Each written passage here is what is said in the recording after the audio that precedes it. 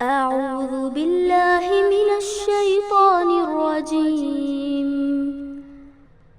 بسم الله الرحمن الرحيم.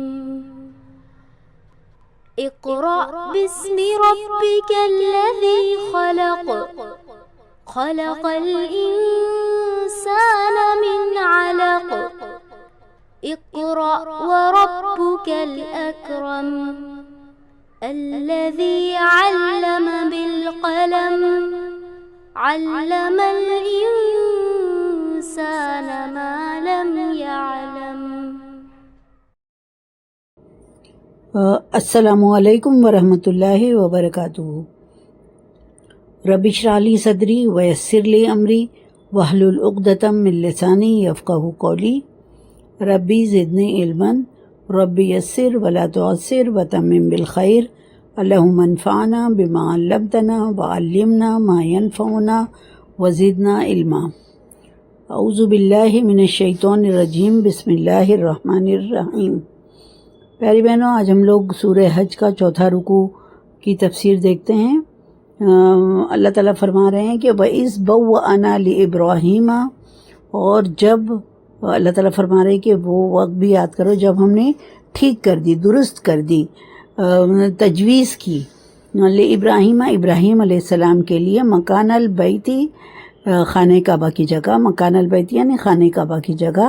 اور اللہ تعالیٰ نے ساتھ ساتھ یہ بھی فرمایا، یہ کہا تھا کہ اللہ تشرک بی شیئا، کہ میرے ساتھ کسی کو شریک نہ بنانا، وطہر بیتیہ، اور میرے گھر کو صاف رکھنا، پاک رکھنا، للطوافین والقائمین والرکع السجود، طواف کرنے والوں کے لیے، قیام کرنے والوں کے لیے، اور رکوع و سجود کرنے والوں کے لیے صاف ستھرا رکھنا. اللہ تعالیٰ نے کیا کیا تھا؟ تجویز کی تھی بیت الحرام کی جگہ. تو بیت الحرام کی جگہ تجویز کی تھی، خانہ کعبہ کی جگہ تجویز کی تھی. اس کا یہ مطلب ہوا کہ سب سے پہلے آدم علیہ السلام نے خانہ کعبہ کی تعمیر کیا تھا. تو مگر وقت گزرتے وقت کے ساتھ وہ جو بارش آئی، طوفان آیا، اور اس کی وجہ سے وہ خانہ کعبہ جو ہے وہ گر گیا تھا، اور اس کے نشانات بھی زمین میں ختم ہو چکے تھے، زمین بوس ہو چکے تھے، زمین کے اندر چلے گئے تھے، اس کے نشانات بھی دکھائی نہیں دے رہے تھے. مگر جب اللہ تعالیٰ نے ارادہ کیا کہ خانہ کعبہ کی پھر سے تعمیر کی جائے، تو اللہ تعالیٰ نے اس کے لیے کہتے ہیں کہ جو اس کی بنیادیں تھیں وہ بھی زمین کے اندر دب چکی تھی. تو اللہ تعالیٰ نے آندھی چلائی جس سے اوپر کی مٹی اور ریت اڑ کر ہٹ گئی، اور کعبہ کی بنیادیں جو ہیں وہ ظاہر ہو گئیں. تو انہی بنیادوں پر ابراہیم علیہ السلام نے اپنے بیٹے اسماعیل علیہ السلام کو ساتھ میں ملا کر خانہ کعبہ کی تعمیر شروع کی. اور اللہ تعالیٰ نے حضرت ابراہیم علیہ السلام کو یہ ہدایت کی گئی تھی کہ اس گھر کی بنیاد جو ہے خالص توحید پر رکھو، یعنی اس پر صرف اور صرف اللہ تعالیٰ کی عبادت کی جائے گی، اور کسی کی عبادت یہاں پر نہیں کی جائے گی. کوئی شخص یہاں آ کر اللہ کی عبادت کے سوا کوئی بھی مشرکانہ رسم و رواج نہیں منائے گا. لیکن مشرکین مکہ نے کیا کیا؟ جو اپنے خود یہ مشرکین عرب جو ہے وہ اپنے آپ کو ابراہیم علیہ السلام کے پیرو کہتے تھے، اپنا سلسلہ نسب جو ہے وہ ابراہیم علیہ السلام سے جوڑتے تھے. وہ اس کے مدعی تھے اس ہدایت کی ایسی نافرمانی کی کہ وہاں 307 بت لا کر کھڑے کر دیے تھے. یعنی جب مکہ فتح ہوا، اللہ کے رسول صلی اللہ علیہ وسلم نے جب مکہ میں گئے تو اس وقت وہاں پر 307 بت رکھے ہوئے تھے، وہاں پر کھڑے کیے گئے تھے. اور جو آخر فتح مکہ کے دن اللہ کے رسول صلی اللہ علیہ وسلم نے اللہ کے اس گھر کو بتوں کی نجاست سے پاک کیا، یعنی وہ تمام بت جو ہے وہ ہٹا دیا وہاں سے. اللہ کے رسول صلی اللہ علیہ وسلم نے خانہ کعبہ کو بتوں کی ناپاکی سے صاف کیا، تمام بت وہاں سے ہٹا دیے گئے. اور ایک بات اور اللہ تعالیٰ نے کیا کہی تھی کہ وطہر بیتی، اور صاف رکھنا میرے گھر کو، للطوافین، طواف کرنے والوں کے لیے، اور قیام کرنے والوں کے لیے، اور رکوع اور سجود کرنے والے کے لیے پاک صاف رکھنا. تو یہ اللہ تعالیٰ نے ابراہیم علیہ السلام سے کہا تھا. تو بہنوں جو یہاں پر آیا ہے صفائی کے بارے میں آیا ہے، اور عام طور سے یہ خانہ کعبہ کی صفائی کا ذکر یہاں پر کیا جا رہا ہے، مگر جو مساجد کی صفائی ہے اس سے مراد ظاہری صفائی تو ہے ہی ہے، کہ یعنی اللہ کے گھر کو، مساجدوں کو ظاہری صفائی بھی ہے، اور اس سے یہ بھی بتانا مقصود ہے کہ اللہ کے گھروں کی اصل پاکیزگی اور صفائی یہی ہے کہ وہاں اللہ کے سوا کسی دوسرے کو نہ پکارا جائے، اور نہ ہی وہاں اللہ کے بجائے اللہ کے پیاروں کا ذکر اور اذکار اور ان کی کرامات بیان کی جائیں، اس طرح سے کوئی عمل ہونا چاہیے۔ یعنی مسجد صرف اللہ کا گھر ہے، اور وہاں پر صرف اور صرف اللہ کی عبادت ہونی چاہیے، اور یہ ظاہری صفائی کا بھی خیال رکھنا چاہیے، اور بتوں کی نجاست سے بھی اللہ کے گھر کو صاف ستھرا رکھنا چاہیے۔ پھر آگے کی آیت میں اللہ تعالیٰ فرماتے ہیں کہ وَأَذِّن فِي النَّاسِ بِالْحَجِّ يَأْتُوكَ رِجَالًا وَعَلَى كُلِّ ضَامِرٍ يَأْتِينَ مِنْ كُلِّ فَجٍّ عَمِيقٍ۔ اللہ تعالیٰ یہ فرما رہے ہیں کہ وَأَذِّن فِي النَّاسِ، اور لوگوں میں عام اعلان کر دو، لوگوں میں کس کا اعلان کر دو؟ عام اعلان کر دو، بالحج، حج کا اعلان کر دو، اور یأتوک رجالن، یعنی وہ آئیں تمہارے پاس، یعنی حج کرنے کے لیے آئیں وہ لوگ پیدل، وعلی کل ضامر، یا یہ کہ دبلی پتلی یا آئیں دبلی پتلی چھریرے بدن کی اونٹوں پر سوار ہو کے آئیں، من کل فج عمیق، دور دراز علاقوں سے۔ مطلب یہ کہ اس آیت کا مطلب یہ ہے کہ نیز یہ کہ لوگوں میں حج کا عام اعلان کر دو، اور کہ وہ آئیں تمہارے پاس ہر دور دراز مقام سے پیدل اور چھریرے بدن کی اونٹوں پر سوار ہو کر آئیں۔ تو یہ جو اونٹوں پر پیدل آئیں اور سوار ہو کر آئیں، جب اللہ تعالیٰ نے ابراہیم علیہ السلام سے یہ فرما دیا تھا کہ لوگوں میں عام اعلان کر دو، حج کا عام اعلان کر دو، یعنی جب خانہ کعبہ کی تعمیر مکمل ہو گئی تو اللہ نے ابراہیم علیہ السلام کو حکم دیا کہ لوگوں میں اعلان عام کر دو کہ وہ حج کے لیے یہاں آئیں۔ اور ابراہیم علیہ السلام نے اللہ تعالیٰ سے کہا کہ میری آواز یہاں کون سنے گا، کیونکہ آپ کو پتہ ہے کہ جب خانہ کعبہ تعمیر ہوا تھا وہاں پر کوئی آبادی نہیں تھی۔ اللہ نے ابراہیم علیہ السلام نے اپنے بیٹے اسماعیل علیہ السلام اور ہاجرہ کو لے جا کر وہاں پر چھوڑ دیا تھا، اور پھر کس طرح سے زمزم کا کنواں وہاں پر نکلا۔ تو جب یہ بن گئی، خانہ کعبہ کی تعمیر ہو گئی، تو اللہ تعالیٰ نے ابراہیم علیہ السلام سے فرمایا کہ تم اعلان عام کر دو، آواز پہنچا دیں، میرا کام ہے۔ ابراہیم علیہ السلام کا یہ تھا کہ کون میری آواز سنے گا، کوئی یہ تو سسٹم نہیں تھا کہ واٹس ایپ پہ میسج بھیج دیا تھا یا موبائل سے میسیجز سب جگہ پہنچ گیا تھا۔ تو انہوں نے کہا کہ میں اگر اعلان عام کروں گا تو کون میری آواز سنے گا؟ اللہ تعالیٰ نے فرمایا کہ تم اعلان کرو، آواز پہنچانا میرا کام ہے۔ چنانچہ ابراہیم علیہ السلام نے ایک پہاڑ پر کھڑے ہو کر پکارا کہ لوگو، اللہ نے تم پر حج فرض کیا ہے، لہٰذا حج کو آؤ۔ اور اللہ تعالیٰ نے یہ آواز ہر اس شخص، اس روح تک پہنچا دی جس کے لیے حج مقدر تھا، اور اس کی روح نے اس اعلان پر لبیک کہا۔ یعنی یہ اللہ تعالیٰ کا کے حکم سے ہوا، اور اللہ تعالیٰ نے اس آواز کو ہر خاص و عام تک پہنچا دیا، اور تمام روح جو ہے، تمام انسان، ہر سب اس پکار پر لبیک کہا ان لوگوں نے، اور وہ حج کے لیے دوڑے چلے آئے۔ اب جو یہاں پر ایک ورڈ استعمال ہوا ہے یہاں پر کہ وَعَلَى كُلِّ ضَامِرٍ، یعنی وہ جو آئیں چھریرے ضامر کا ورڈ یہاں پر استعمال ہوا ہے۔ ضامر وہ جانور ہے جو خوراک کی دبلا پتلا مطلب یہ کہ وہ نہ کھانا نہ ملنے کی وجہ سے وہ دبلا پتلا ہو گیا ہے، یہ مطلب نہیں ہے اس کا کہ کمزور، ایسا دبلا پتلا، ایسے نہیں۔ اس کا یہ ضامر کا ورڈ جو ہے اس کا یہ میننگ ہے کہ چھریرے بدن والا، یعنی جو جیسے کچھ ہم دیکھتے ہیں کچھ لوگ ہوتے ہیں جو لوگ ایکسرسائز کر کے اپنے آپ کو بہت فٹ رکھتے ہیں، تو یہ دبلی پتلی مطلب یہ نہیں، بلکہ موٹی وہ نہ ہو کہ چلنے میں اس کو مشکل ہو رہی، بلکہ چھریرے بدن والی فٹ بکری جو ہے وہ، یعنی وہ سب سے مقابلے میں آگے نکل سکتی ہے، ایسی بکری پر اونٹ، ایسی اونٹ پر وہ سوار ہو کر حج کے لیے آئیں۔ یہ اللہ تعالیٰ نے یہاں پر اعلان کیا کہ یأتوک وہ آئیں تمہارے پاس رجالن یعنی پیدل، وعلی کل ضامرن اور چریرے بدن کے اونٹوں پر سوار ہو کر آئیں، من کل فج عمیق دور دراز علاقوں سے آئیں آپ کے پاس، یہ اعلان کیا گیا تھا۔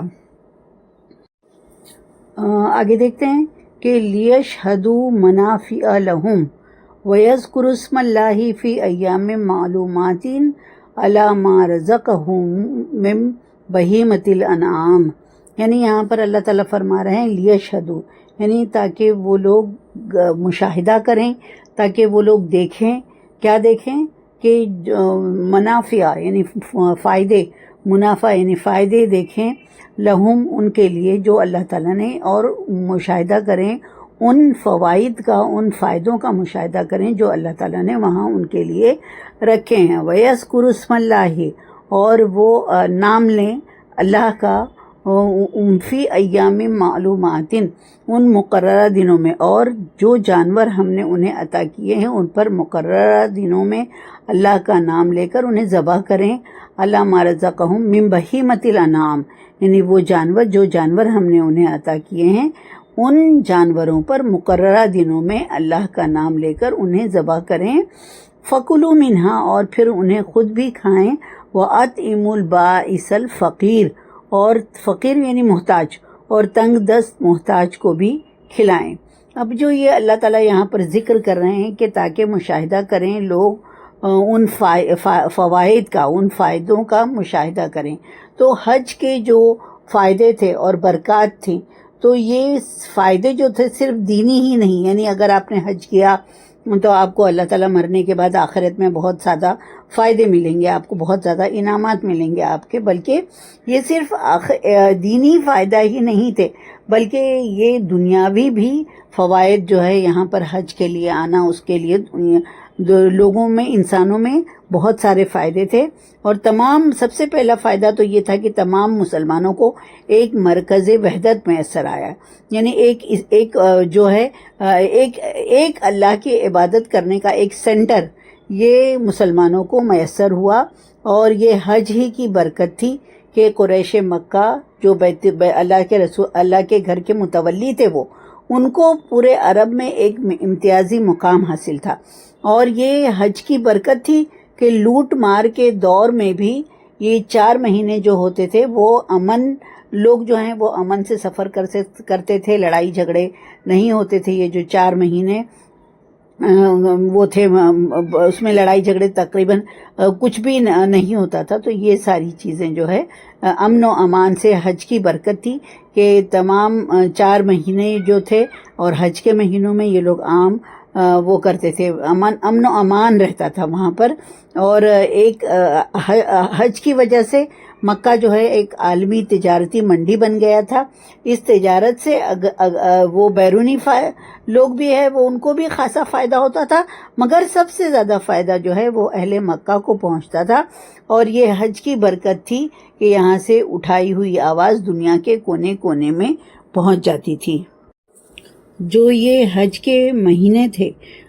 تو وہ عرب میں اتنی زیادہ قبائلی جنگیں ہوتی تھی، لڑائی جھگڑا ہوتا تھا، جو بھی قافلے جاتے تھے ان لوگوں کو لوٹ لیا جاتا تھا، مگر حج کی برکت تھی کہ عرب میں اتنی بدامنی ہونے کے باوجود یہ 4 مہینے جو تھے وہ امن کے میسر آ جاتے تھے، جن میں کیا ہوتا تھا، ملک کے ہر حصے کا آدمی سفر کر سکتا تھا، اور تجارتی قافلے بخیریت یہاں سے گزر جاتے تھے، کوئی لوٹ پاٹ نہیں ہوتی تھی، اور عرب کی معاشی زندگی کے لیے بھی حج ایک رحمت تھی، یعنی اس کی وجہ سے عرب جو تھے ان کو ایک خاصا اہم مقام، یہ جو عربیوں کو ایک مقام حاصل تھا، اور ان کی لوگوں کے اوپر ایک دھاک جمی ہوئی تھی، اور وہ اس کی وجہ سے ان کی ایک سماج میں، سوسائٹی میں ایک عزت بنی ہوئی تھی۔ دیکھیے اس میں یہ لکھا ہوا ہے کہ لیشہدوا منافع لہم ویذکروا اسم اللہ فی ایام معلومات، اور یعنی اور جو جانور ہم نے انہیں عطا کیے ہیں ان پر مقررہ دنوں میں اللہ کا نام لے۔ مقررہ دن مطلب کہ ایام معلومات میں جو یہاں پر لکھا ہے کہ جو حج کے دنوں میں جو 3 دن قربانی ہوتی ہے، یعنی جو وہ مطلب یہ ہے کہ 13 ذی الحج کی عصر تک جو ہے ان کے نزدیک قربانی کرنا جائز ہے۔ بہیمۃ الانعام مطلب یہ ہے کہ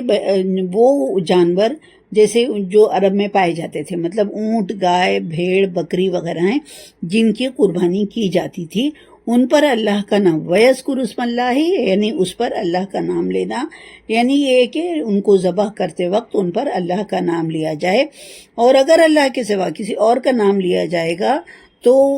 اللہ کا نام اگر چھوڑ کر کسی اور کا نام لیا جائے گا تو ایسے ذبح شدہ جانور کا کھانا حلال اور جائز نہیں ہوگا۔ یہ اس کے مسئلے میں یہ آتا ہے کہ اگر مان لیجئے ذبح کرتے وقت عام طور سے ہم کو پتہ ہے کہ جب ہم قربانی کرتے ہیں یا کوئی جانور ذبح کرتے ہیں تو ہم اس پر اللہ کا نام لیتے ہیں، ہم ایسے بسم اللہ اللہ اکبر کہہ کر ہم اس کو ذبح کرتے ہیں۔ تو اگر مان لیجیے غلطی سے بھول کر کسی نے اس پر اللہ کا نام نہیں لیا، یا وہ دل میں اس کے یہ نہیں تھا کہ کوئی کسی اور کے نام پر اس پہ قربان کرنا ہے، وہ قربان اللہ ہی کے نام پر کر رہا تھا، مگر وہ دعا پڑھنا انسان بھول گیا تھا، تو وہ بعد میں بھی وہ دعا پڑھ سکتا ہے، جب یاد آ جائے تب وہ دعا پڑھ لے، بسم اللہ اللہ اکبر وہ دعا پڑھ سکتا ہے وہ۔ تو یہ کہ مطلب کسی اور کے نام پر اللہ کے علاوہ کسی اور کے نام پر اسے ذبح نہیں کرنا ہے، اور اس پر صرف اللہ کا نام لے کر اسے ذبح کرنا ہے۔ تو یہ مسلمان جب کبھی جانور کو ذبح کرے گا اللہ کا نام لے کر ہی اسے ذبح کرے گا، اور جب بھی قربانی کرے گا تو اسے اللہ کے لیے ہی قربانی کرے گا۔ دیکھیے پھر آگے اس پہ یہ لکھا ہوا ہے کہ وَذَكَرَ اسْمَ اللَّهِ فِي أَيَّامٍ مَّعْلُومَاتٍ یعنی اس پر اللہ کا نام لے قربانی کرتے وقت ان جانوروں پر۔ پھر اس کے بعد کیا کہا، قربانی کرنے کے بعد کیا کرے، فَكُلُوا مِنْهَا وَأَطْعِمُوا الْبَائِسَ الْفَقِيرَ۔ اب اللہ تعالیٰ فرما رہے ہیں فَكُلُوا مِنْهَا یعنی آپ خود بھی اس میں سے کھائیں اور تنگ دست محتاجوں کو بھی کھلائیں، ہے نا۔ یہاں پر کیا کہا جا رہا ہے کہ خود بھی اسے کھائیں، یعنی یہ جو دور جاہلیت میں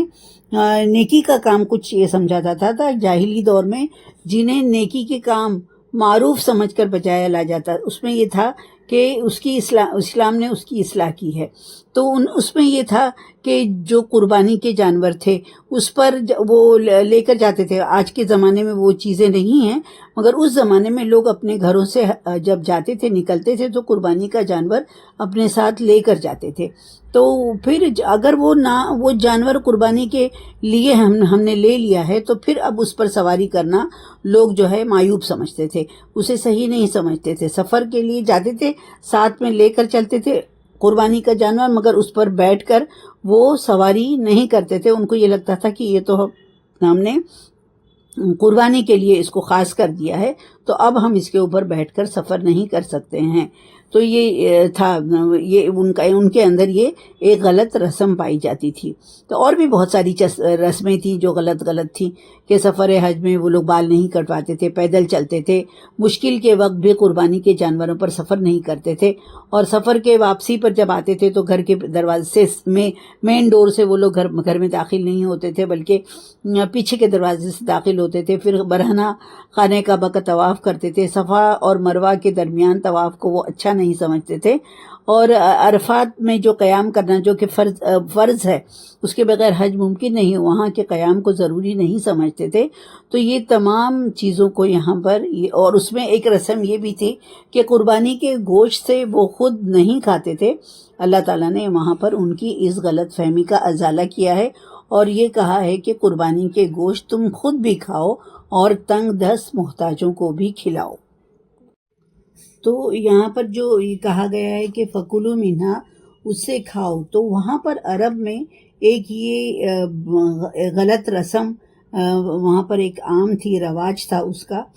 کہ اس کا یہ تھا کہ اپنی قربانی کا گوشت خود کھانے کو وہ ممنوع سمجھتے تھے، پسندیدہ نہیں سمجھتے تھے۔ اس لیے یہاں پر فرمایا گیا ہے کہ اسے کھاؤ، یعنی خود بھی تم اسے کھا سکتے ہو، اس کے کھانے میں کوئی ممانعت نہیں ہے۔ اور اس کے ساتھ جو یہ کہا گیا ہے کہ تنگ دست محتاج غریب فقیر کو بھی کھلاؤ،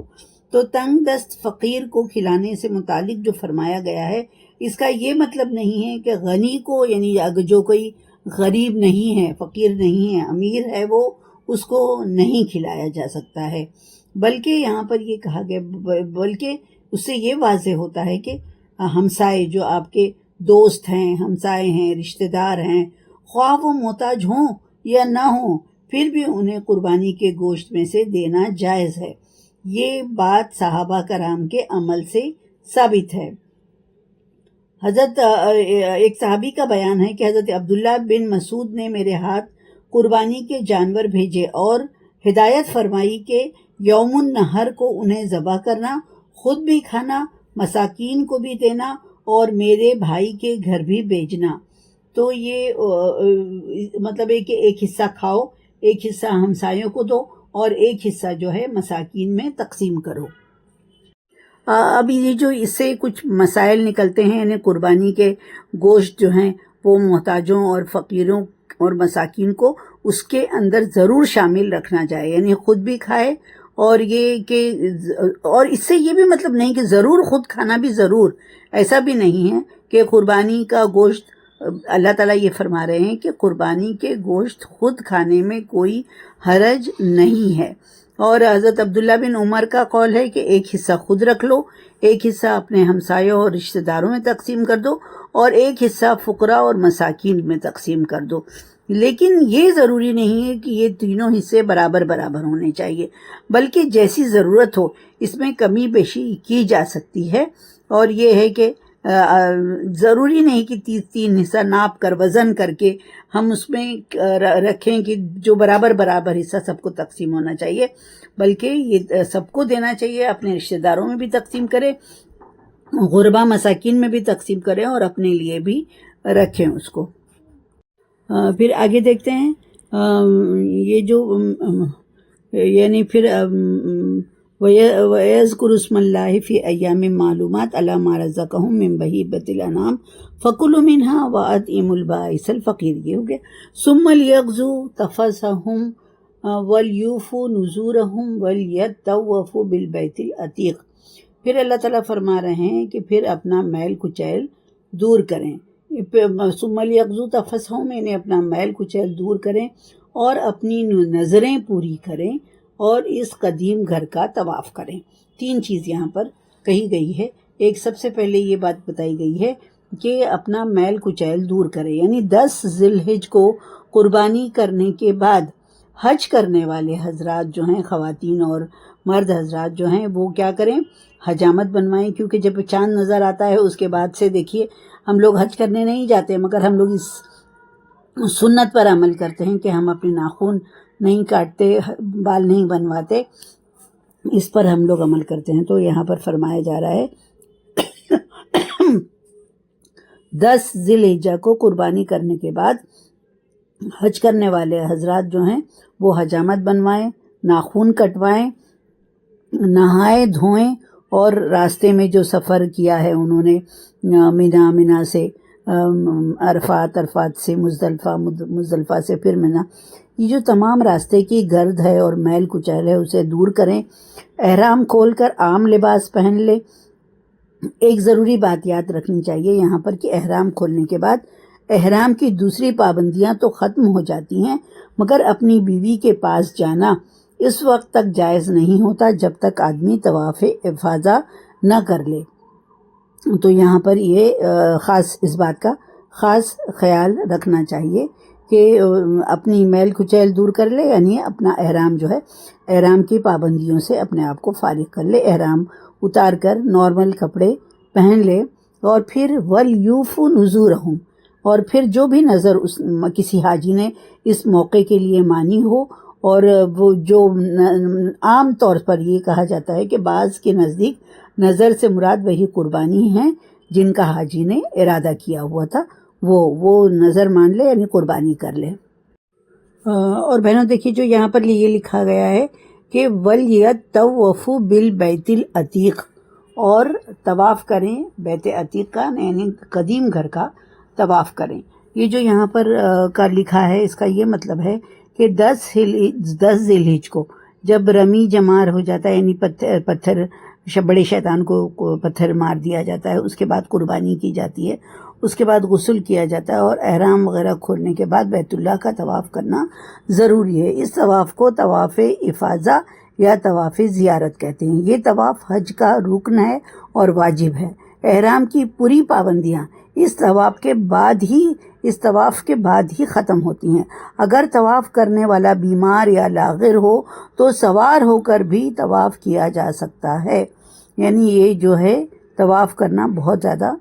ضروری، اس کے بغیر ہمارا حج ممکن نہیں ہوگا۔ تمام پابندیاں احرام کھولنے کے بعد وہ دور ہو سکتی ہیں، مگر طواف افاضہ جو ہوتا ہے اس کے بعد ہی میاں بیوی کے تعلقات ایک دوسرے سے وہ لوگ قائم کر سکتے ہیں۔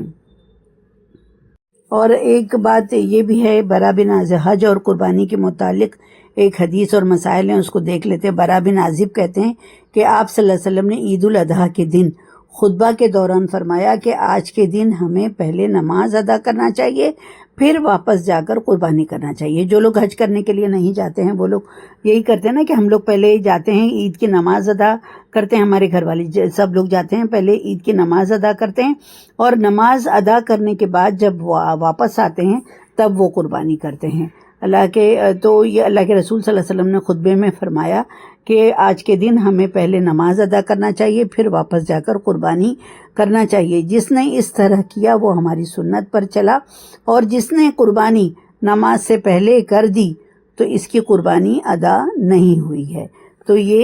حدیث سے ہمیں دو باتیں معلوم ہوئیں کہ ایک جو ہے قربانی نماز عید کے بعد ہی ہو سکتی ہے، اور یہ ایک چیز جو ہے وہ ہمیں پتہ چلی کہ قربانی عید کی نماز کے بعد ہی ہوتی ہے۔ ایک چیز ہم یہ بھی دیکھ لیں کہ قربانی کرنے کے بارے میں جو آتا ہے کہ بہت ساری غلط خیالات لوگوں کے دل میں آج کل آ گئے ہیں، تو اس میں یہ کہ حضرت عائشہ فرماتی ہیں کہ آپ صلی اللہ علیہ وسلم نے فرمایا کہ قربانی کے دن اللہ تعالیٰ کو انسان کے عملوں میں خون بہانے سے بڑھ کر کوئی عمل محبوب نہیں ہے۔ یہ ترمذی کی حدیث ہے۔ لوگ کہتے ہیں کہ اتنا پیسہ لوگ قربانی میں برباد کرتے ہیں، مگر یہ حدیث دیکھیے، اس سے پتہ چلتا ہے کہ قربانی کے دن اللہ تعالیٰ کو انسان کے عملوں میں خون بہانے سے بڑھ کر کوئی عمل محبوب نہیں ہے۔ اور ایک یہ بھی ہے کہ رسول اللہ صلی اللہ علیہ وسلم مدینہ میں 10 سال رہے اور ہمیشہ قربانی کرتے رہے۔ حضرت ابو ہریرہ کہتے ہیں کہ آپ صلی اللہ علیہ وسلم نے فرمایا کہ جو شخص استطاعت رکھتا ہو پھر قربانی نہ کرے وہ ہماری عیدگاہ میں نہ آئے۔ اس حدیث سے ہمیں یہ معلوم ہوتا ہے کہ قربانی اگرچہ ہر مسلمان پر واجب نہیں ہے، مگر صاحب استطاعت کے لیے سنت مؤکدہ ہے، یعنی اس پر عمل کرنا ضروری ہے۔ تو بہنوں، اس چیز پر ہم لوگ الحمدللہ ہم لوگ اس پر عمل کرتے ہیں کہ جب قربانی ہوتی ہے تو ہم لوگ اس بات کا بہت زیادہ خیال رکھتے ہیں کہ اس میں سے ہم لوگ اس کا کچھ نہ کچھ حصہ غریبوں میں، مسکینوں میں ضرور تقسیم کریں، کیونکہ وہ اس کے زیادہ مستحق ہیں۔ تمام ہم لوگ آج کل ایک یہ ہے کہ فریزر میں گوشت بھر کے رکھ لیا جاتا ہے، تو اس بات سے ہم لوگوں کو خیال کرنا چاہیے، خاص طور سے اس کا کہ اس میں کہا گیا ہے کہ آیت میں کہا گیا ہے کہ تم خود بھی کھاؤ اور غریب اور فقیر کو بھی کھلاؤ۔ تو یہ جو ہم لوگوں کے ہیں یہ رواج ہے کہ اس کے ہم لوگ 3 حصے کر لیتے ہیں، اور 3 حصے کر کے غریبوں اور مسکینوں میں تقسیم کرتے ہیں، اپنے دوست احباب میں تقسیم کرتے ہیں، اور کچھ حصہ ہم لوگ اپنے لیے بھی رکھتے ہیں۔ تو یہ طریقہ جو ہے بہت صحیح ہے۔ ہمارے ساتھ جو ہے ہماری عید کی خوشیوں میں ہمارے غریب جو لوگ ہیں، ہمارے غریب غربا محتاج لوگ بھی شریک ہو جاتے ہیں، تو اس بات کا ہم کو خیال رکھنا چاہیے۔ ذالکہ مطلب یہ تھا کعبے کا مقصد۔ وَمَن يُعَظِّمْ حُرُمَاتِ اللَّهِ فَهُوَ خَيْرٌ لَهُ عِندَ رَبِّهِ، اور جو شخص اللہ کی احترام والی چیزوں کی تعظیم کرے گا، عزت کرے گا، تو فَهُوَ خَيْرٌ لَهُ عِندَ رَبِّهِ، تو یہ بات اس کے پروردگار کے نزدیک، اس کے رب کے نزدیک جو ہے اس کے لیے بہتر ہے۔ یہ جو حرمات اللہ کا مطلب یہ ہے کہ اللہ کی حرام کردہ اشیاء، یعنی قابل احترام اشیاء، یعنی شعائر اللہ، یعنی اللہ کی نشانیاں، یعنی ان سب چیزوں کی حرمت، احترام کا پورا خیال رکھنا چاہیے۔ اور جو خانہ کعبہ کا اولین مقصد یہی تھا کہ جو ہے قریش مکہ کو ان سب نجاستوں سے پاک کر دیا جائے۔ تو خانہ کعبہ جو ہے اس کے یہ مقصد یہ تھا کہ اس کے حرمات سے مراد یہاں پر ہے کہ نا یعظم ومن یعظم حرمات اللہ، یعنی جو اللہ کے احترام والی چیزوں کی تعظیم کرے گا، اللہ کے شاعر کی تعظیم کرے گا، تو وہ حرمات سے مراد یہاں پر کیا ہے؟ عموماً حج، عمرہ، کعبہ، قربانی اور احرام سے متعلق احکام ہیں، جیسے کسی سے لڑائی جھگڑا کرنے والے احرام کی حالت میں شکار کرنے اور صحبت کرنے سے بچنا، اور ایسے احکام کا پورا خیال رکھنا ضروری ہے، اور یہ چیز ان کے حق میں اور اللہ کے ہاں بڑی خوبی اور نیکی کی بات ہے۔ تو یہ تمام چیزوں کو، اللہ کی نشانیوں کو، اللہ کے احکامات کو ہم کو خیال رکھنا چاہیے۔ جو اللہ کے احکامات کا خیال رکھے گا فَهُوَ خَيْرٌ لَهُ، تو وہ اس کے لیے بہتر ہے، عند ربی، اس کے رب کے نزدیک اس کے ہاں بہت بہتر چیز ہے۔ آگے کی آیت دیکھتے ہیں۔ آگے کی آیت میں اللہ تعالیٰ فرما رہے ہیں وَأُحِلَّتْ لَكُمُ الْأَنْعَامُ إِلَّا مَا يُتْلَى عَلَيْكُمْ، اور تمہارے لیے چوپائے حلال کیے گئے سوائے ان کے جو تمہیں بتائے جا چکے ہیں، إِلَّا مَا يُتْلَى عَلَيْكُمْ، جو تمہیں بتائے جا چکے ہیں، فَاجْتَنِبُوا الرِّجْسَ، اللہ تعالیٰ فرما رہے ہیں کہ بتوں کی گندگی سے بچو، من الاوثان، یعنی فَاجْتَنِبُوا الرِّجْسَ من الاوثان، بتوں کی گندگی سے بچو، اور وَاجْتَنِبُوا قَوْلَ الزُّورِ، اور اونچ نیچ والی بات سے جو ہے وہ جھوٹی بات، قول الزور مطلب جھوٹی باتوں سے اجتناب کرو، جھوٹی باتوں سے بچو۔ کیا فرما رہے ہیں اللہ تعالیٰ یہاں کہ جو چیز بتائی گئی ہے یہاں پر کہ جو وَأُحِلَّتْ لَكُمُ الْأَنْعَامُ إِلَّا مَا يُتْلَى عَلَيْكُمْ، یعنی تمہارے لیے جو چوپائے حلال کیے گئے ہیں سوائے ان کے جو تمہیں بتائے گئے ہیں، انہیں حلال کیے جا چکے ہیں۔ فَاجْتَنِبُوا الرِّجْسَ، لہٰذا بتوں کی گندگی سے بچو، اور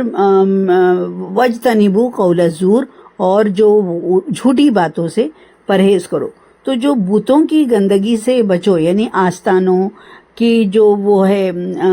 جو گندگی ہے، بتوں کی پرستش سے بچو۔ انسان گندگی کے ڈھیر سے جیسے بچتا ہے، یعنی جہاں پر گندگی پڑی ہوئی ہے تو ہم لوگ کیا کرتے ہیں، وہاں سے بچ کر اس گندگی کے نزدیک جانے سے بھی ہمیں گھن آتی ہے۔ لہٰذا ہم کو کیا کرنا چاہیے کہ کسی بھی بت یا دیوی دیوتا یا آستانے پر ذبح کیا ہوا جانور مردار کہ اسی طرح سے حرام اور نجس ہے، جیسے ہم گندگی سے بچتے ہیں اسی طرح وہ بھی ہمارے لیے نجس ہے، لہٰذا ایسے کاموں سے بچنا ضروری ہے۔ تو یعنی جو ہے اللہ کے علاوہ کسی اور پر اس کو کسی اور کے در پر اسے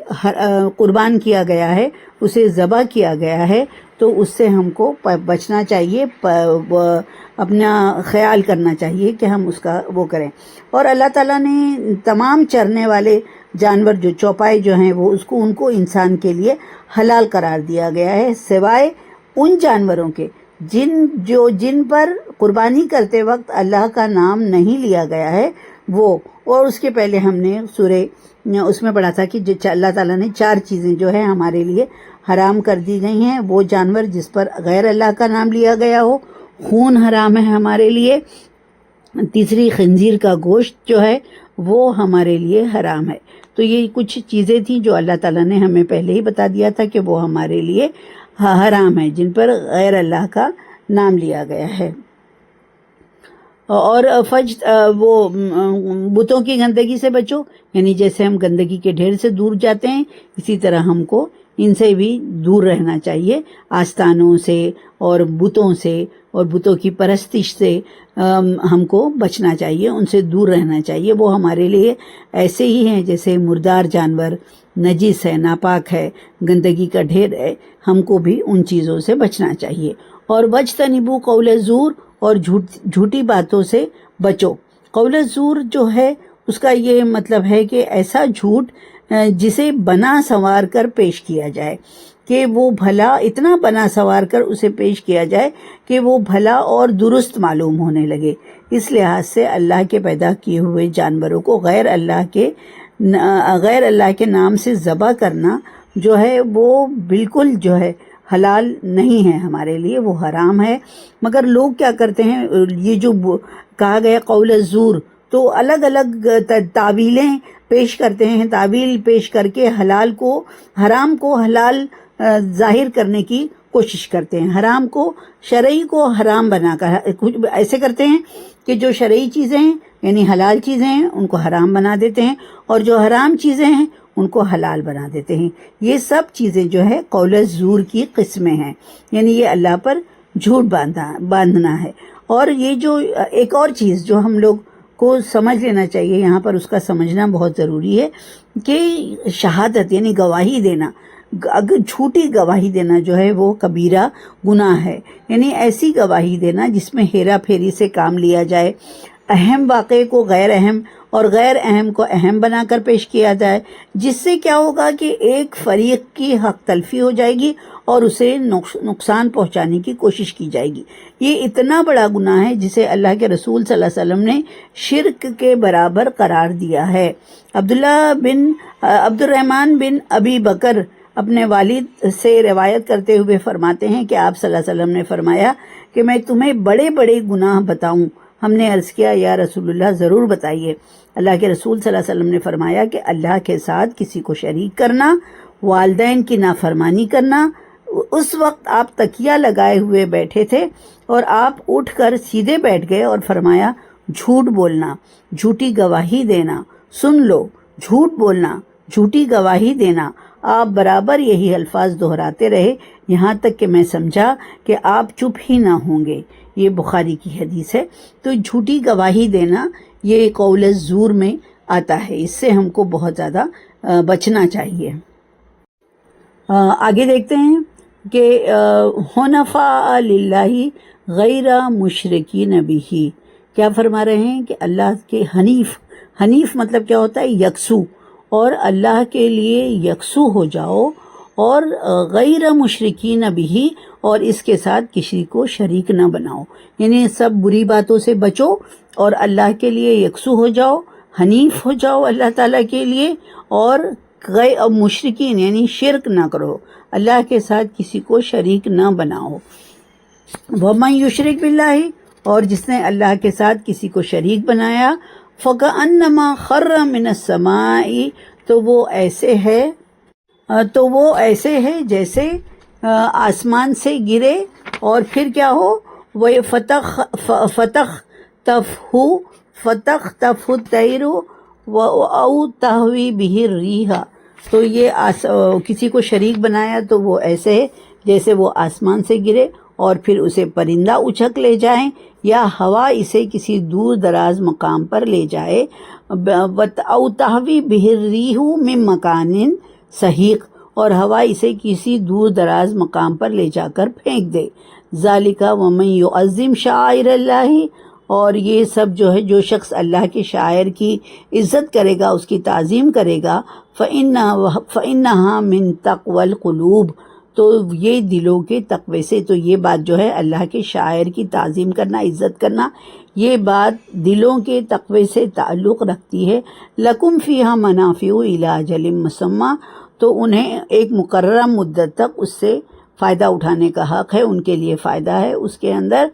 ثم محلھا الی البیت العتیق، پھر یعنی یہاں پر پھر سے قربانی کے جانور کا ذکر آ رہا ہے کہ تمہیں ان قربانی کے جانوروں سے ایک مقررہ وقت تک فائدہ اٹھانے کا حق ہے۔ پھر اس کے بعد ان کو ذبح کرنے کی جگہ، یعنی انہیں کہاں ذبح کرنا ہے؟ اس قدیم گھر یعنی اللہ کے گھر کے پاس جو ہے اسے ذبح کرنا ہے۔ اب یہاں پر کس کا ذکر ہو رہا ہے بہنوں؟ دیکھیں یہاں پر یہ ہے کہ سب سے بات جو بتائی گئی، حنفاء للہ غیر مشرکین بہ، یعنی جو ہے اللہ کے ساتھ کسی کو شریک نہیں کرنا ہے، اللہ کے ساتھ یکسو ہو جانا ہے۔ پھر یہ بتایا جا رہا ہے کہ وَمَن یشرک بِاللَّہِ، اور جو اللہ کے ساتھ کسی کو شریک بنائے گا، فَكَأَنَّمَا خَرَّ مِنَ السَّمَاءِ، یعنی پھر وہ ایسے ہوگا جیسے وہ آسمان سے گرا اور اسے کسی پرندے نے اچک لیا، اور پھر اسے ہوا اڑا کر کہیں دور دراز میں مقام پر لے جا کر پھینک دے۔ یہ کہا گیا ہے یہاں پر، یعنی شرک جو ہے وہ اتنی بری چیز ہے۔ یہاں پر بتایا جا رہا ہے کہ انسان جو ہے اللہ تعالیٰ نے ان کو اشرف المخلوقات بنا کر پیدا کیا ہے۔ تو یہ اس کو کیا ہے، اشرف المخلوقات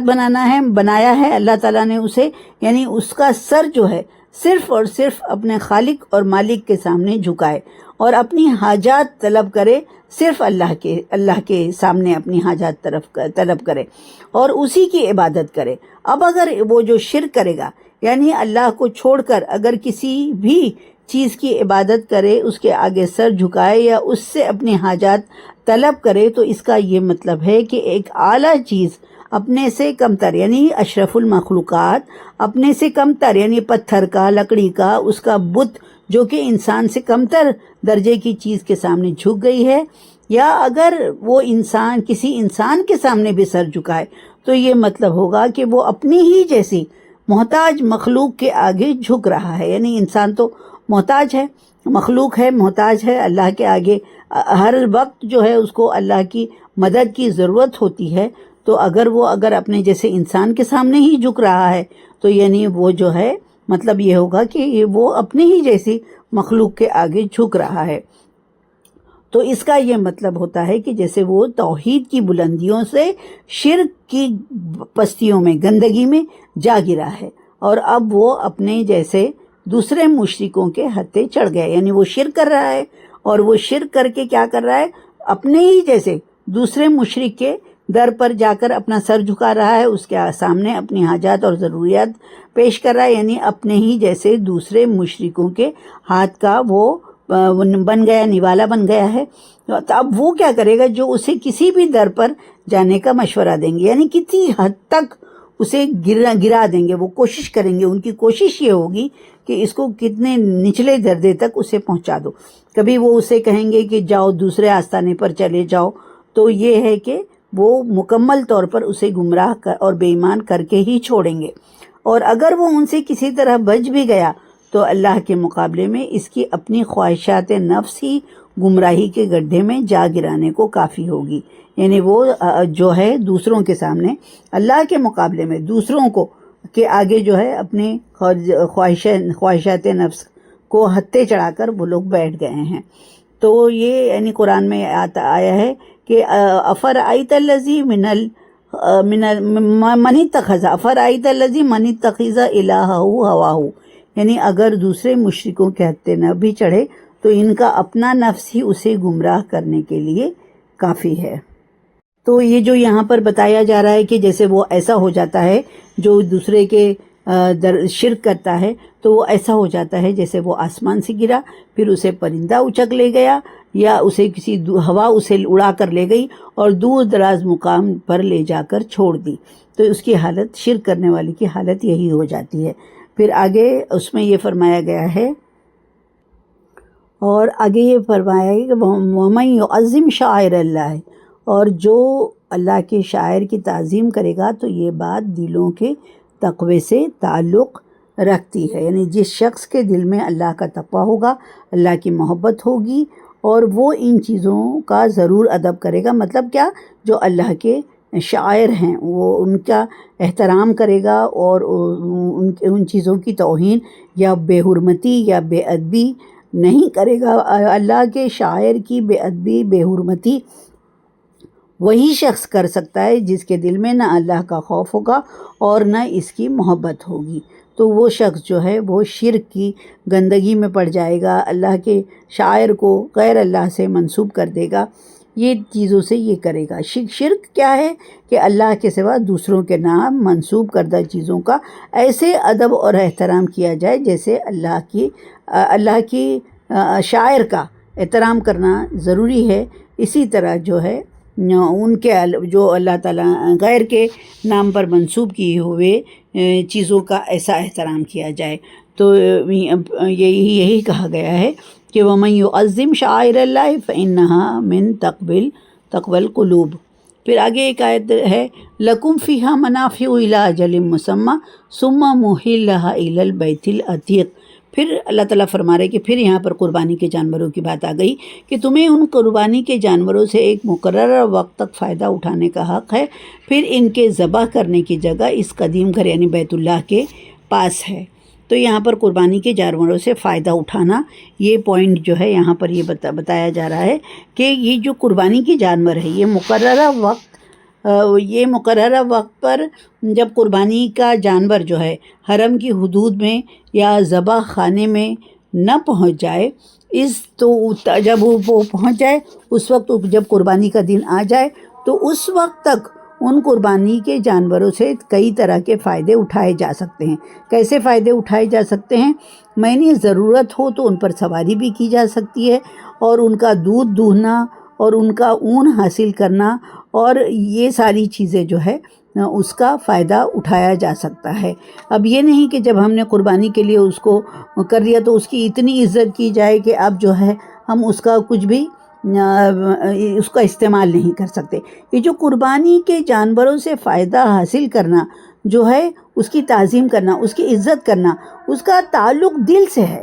یعنی دل میں اس کی محبت اور قدر ضرور ہونی چاہیے، مگر قربانی کے جانوروں سے کوئی فائدہ نہ حاصل کرے، یہ مشرکوں کا کام تھا۔ جس جانور کو کسی بت کے نام پر منسوب کر دیتے تھے تو وہ اس سے کچھ فائدہ حاصل کرنے کو گناہ سمجھتے تھے۔ اسی لیے اللہ تعالیٰ نے یہاں پر یہ واضح کر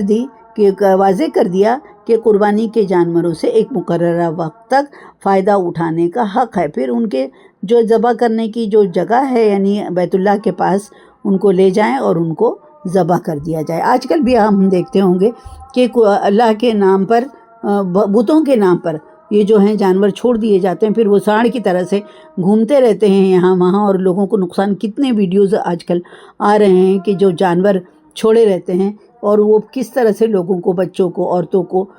پھر جب پگلا جاتے ہیں وہ لوگ تب اٹھا کے پھر ان لوگ کو پھینکتے ہیں، مارتے ہیں، پریشان کرتے ہیں۔ تو یہ وہی چیز ہے جو ہم دیکھ رہے ہیں کہ یہ بتوں کے نام پر جانوروں کو چھوڑ دیتے ہیں، پھر ان سے کوئی فائدہ نہیں اٹھا سکتے، یا ان کو باندھ کر نہیں رکھ سکتے، یا ان کا دودھ استعمال نہیں کر سکتے، یا کوئی بس ان کو آوارہ چھوڑ دیا جاتا ہے تاکہ وہ سوسائٹی میں، سماج میں گندگی پھیلائیں۔ اللہ تعالیٰ ان چیزوں سے ہمیں روکتا ہے۔ اللہ تعالیٰ فرما رہے ہیں یہاں پر کہ تمہیں ان قربانی کے جانوروں سے ایک مقررہ وقت تک فائدہ اٹھانے کا حق ہے، پھر ان کے ذبح کرنے کی جگہ اس کا قدیمی گھر یعنی بیت اللہ کا ہے۔ صدق اللہ العلی العظیم۔ اللہم آنس وحشتی فی قبری، اللہم ارحمنی بالقرآن العظیم واجعلہ لی اماما ونورا وہدی ورحمہ، اللہم ذکرنی منہ ما نسیت وعلمنی منہ ما جہلت وارزقنی تلاوتہ آناء اللیل وآناء النہار واجعلہ لی حجۃ یا رب العالمین، آمین یا رب العالمین۔